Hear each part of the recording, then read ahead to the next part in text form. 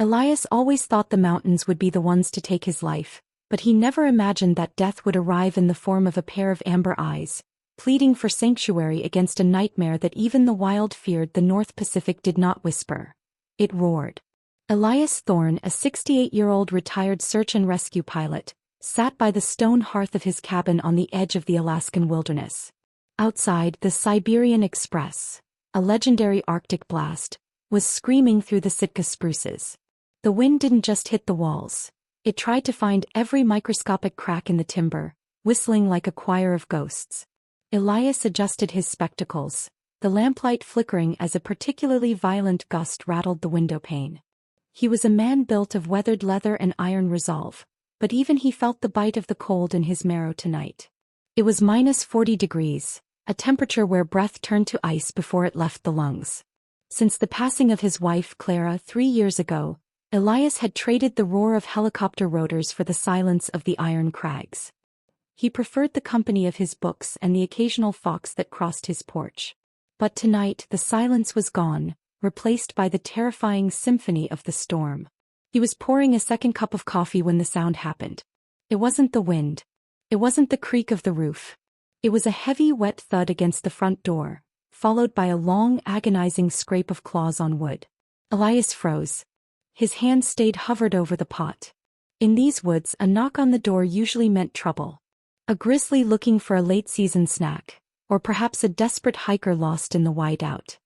He reached for the 12-gauge shotgun leaning against the wall, not out of malice but out of a decade's worth of survival instinct, and moved toward the door. "Who's there?" he shouted, his voice raspy from hours of disuse. No human response. Only a low, guttural whine that sounded hauntingly like a sob. Elias peered through the small, reinforced observation window beside the door. He wiped away the frost with his palm, his heart hammering against his ribs. The beam of his heavy maglite cut through the swirling snow, illuminating a scene that made his breath hitch. There, collapsed against his threshold, was a mountain lion. She was massive, a ghost of the crags, but she looked far from a predator now. Her golden fur was matted with frozen blood and ice. A deep, jagged gash ran along her flank, steaming in the sub-zero air. But it wasn't just the wound that caught Elias's eye. Behind her, at the edge of the porch's light, for shadows stood in the tree-lean. They were wolves, larger than any Elias had seen in years. Their eyes reflected the flashlight's beam like cold, emerald coals. They weren't rushing, they were waiting. They knew the cat was finished. They were waiting for the cold to stiffen her limbs before they moved in to claim their prize. Elias looked at the cougar. She turned her head toward the window, her pupils blown wide with pain and terror. In that moment he didn't see a dangerous predator. He saw a mother. Her belly was heavy and low, the unmistakable silhouette of a female nearing her time. "Nature's law, Elias," he whispered to himself, his hand trembling on the door latch. "Don't interfere. Let the cycle turn." But then he remembered Clara. He remembered the way she used to bring in injured birds and frozen squirrels, her voice soft as she insisted that every heartbeat was a miracle in a place as harsh as Alaska. If he let the wolves take her, he felt like he would be letting the last of Clara's light go out too. Elias didn't grab his rifle. He grabbed a flare gun from the mantel. He threw the heavy iron bolt and kicked the door open. The cold hit him like a physical wall, stealing the oxygen from his lungs. The wolves recoiled as the light from the cabin spilled onto the snow. "Back!" Elias roared, stepping onto the porch. The alpha wolf, a scarred brute with a notched ear, bared his teeth, stepping forward onto the first wooden stair. Elias didn't hesitate. He aimed the flare gun at the sky just above the tree-lean and pulled the trigger. Whoosh! A brilliant, blinding crimson light erupted into the night, hissing and spitting magnesium sparks. The forest turned the color of blood. To an animal, the flare wasn't just light. It was fire, smell, and thunder combined. The wolves broke. They turned and vanished into the white veil of the storm, though Elias knew they wouldn't go far. He looked down. The cougar hadn't moved. She was watching him, her breathing shallow, her head resting on his boot. He was too far gone to fight. "All right, girl," Elias murmured, his voice softening. "I'm either the kindest man you've ever met or the stupidest. Let's find out which." He stepped back and widened the door. "Come on. Inside." The cougar hesitated, her ears twitching. She sniffed the air, scents of wood smoke, old paper and dried jerky. With a Herculean effort, she dragged her hindquarters over the threshold. Elias slammed the door shut and threw the bolt. The silence that followed was deafening.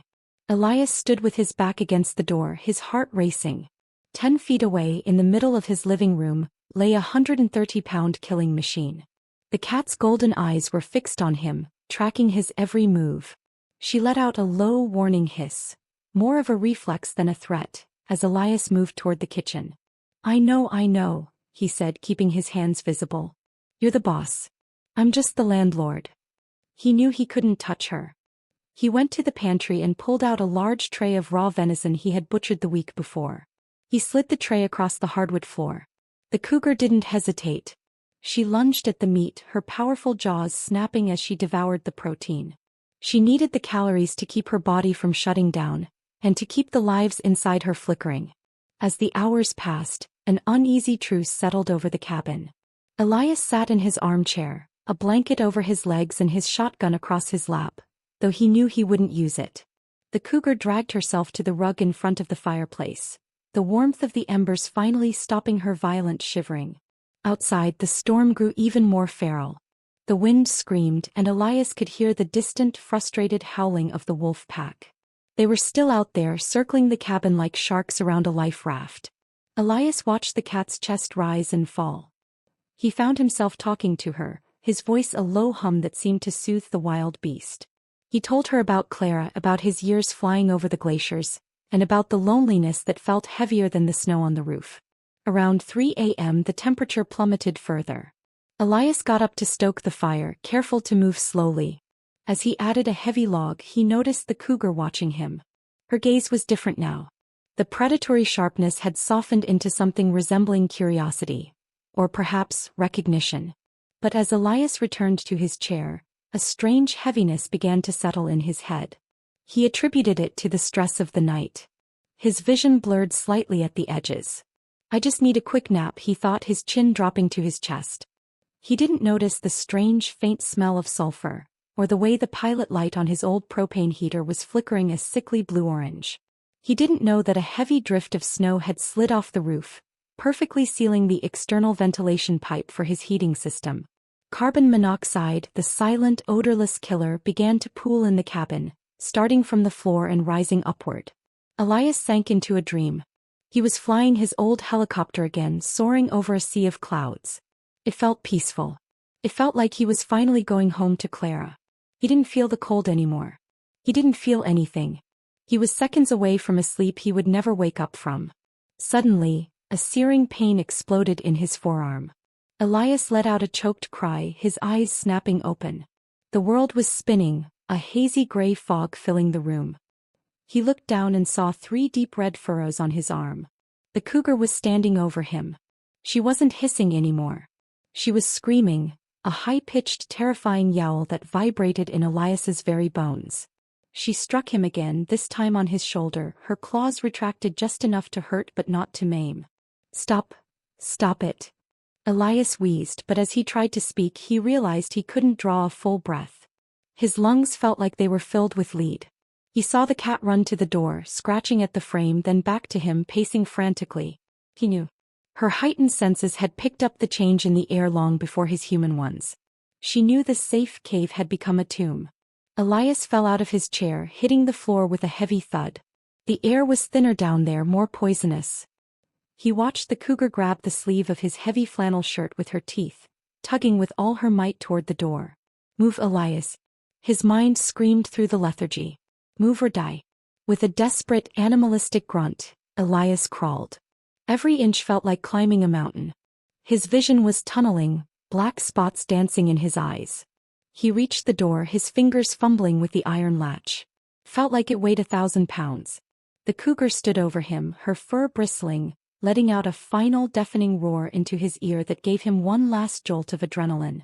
He shoved the door open. The Arctic air rushed in like a tidal wave of crystal-clear life. Elias collapsed onto the porch, his face buried in the fresh snow, gulping in the freezing oxygen. He coughed until his chest burned, his consciousness slowly knitting back together. Beside him, the cougar sat in the snow, her head tilted back as she too inhaled the cold air. The wolves were nowhere to be seen, likely driven into deep cover by the worsening peak of the blizzard.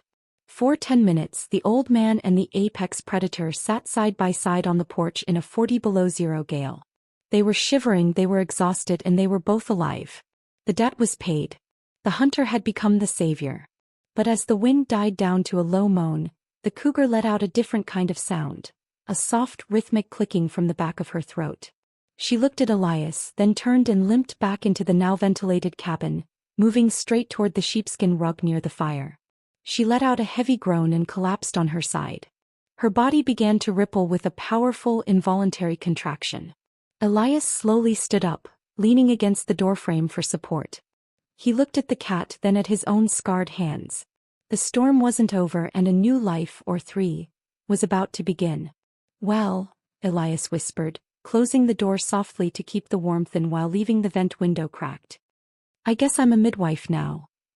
The cabin, once a silent monument to Elias's grief, transformed overnight into a sanctuary of raw, pulsing life. Nova's labor lasted through the deepest hours of the morning.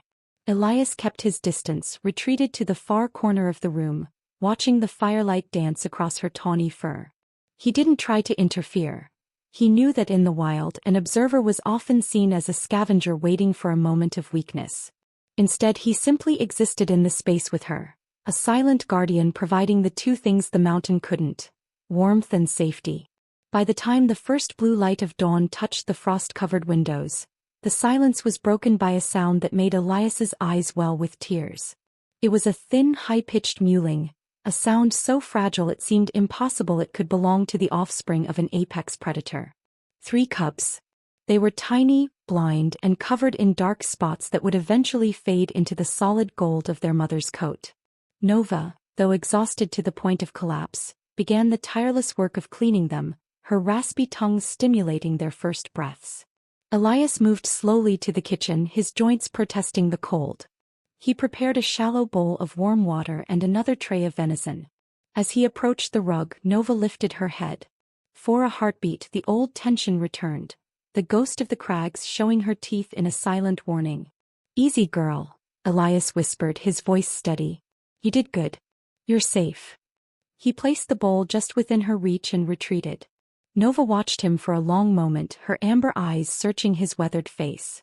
Then, in an act of absolute, shattering trust, she lowered her head and began to drink, allowing Elias to sit just a few feet away. The next 2 weeks were a blur of domesticity and wild instinct. Elias found himself speaking to the cubs as if they were his own grandchildren. He named them after the stars: Polaris, Vega, and Rigel. They were clumsy, tumbling over each other and occasionally trying to hunt Elias's wool socks. Nova watched these interactions from his armchair, which she had officially claimed as her throne, her tail twitching with a mix of amusement and vigilance. However, the peace of the cabin was a fragile bubble. On the 14th day, the old shortwave radio on the desk crackled to life, breaking the quiet. It was the voice of Miller, a younger, overzealous ranger from the Valley Station. "Elias, you there? We've got reports of a large female cougar in your sector. She's been linked to some livestock kills down in the foothills. The brass has labeled her a nuisance animal. They've sent a tracking team up toward the crags. If you see her, Elias, stay inside. He's dangerous. Over." Elias looked at Nova. She had tensed at the sound of the static, her ears pinned back. She didn't know the words, but she knew the tone of a threat. "Dangerous." Elias whispered to the empty room, looking at the mother who had saved him from a silent death just weeks ago. "She's not the danger, Miller. You are." He knew the tracking teams.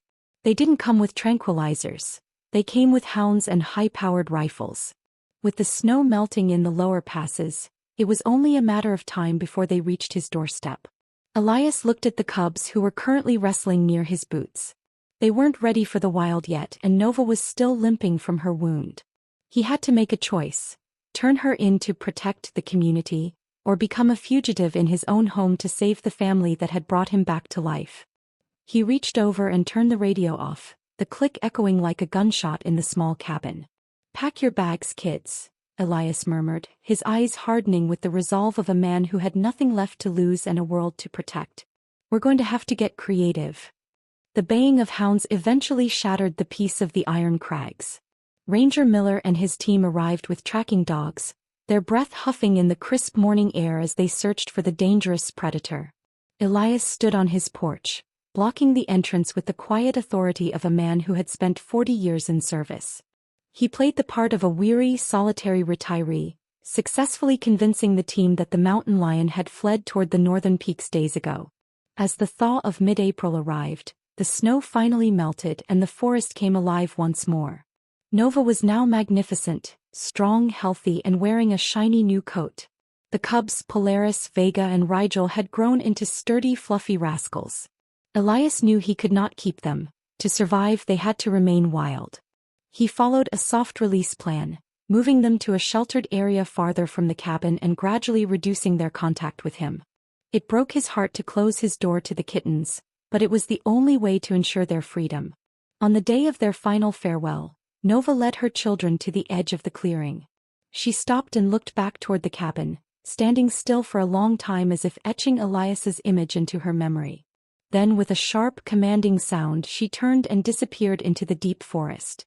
The cubs tumbled after her and none of them looked back.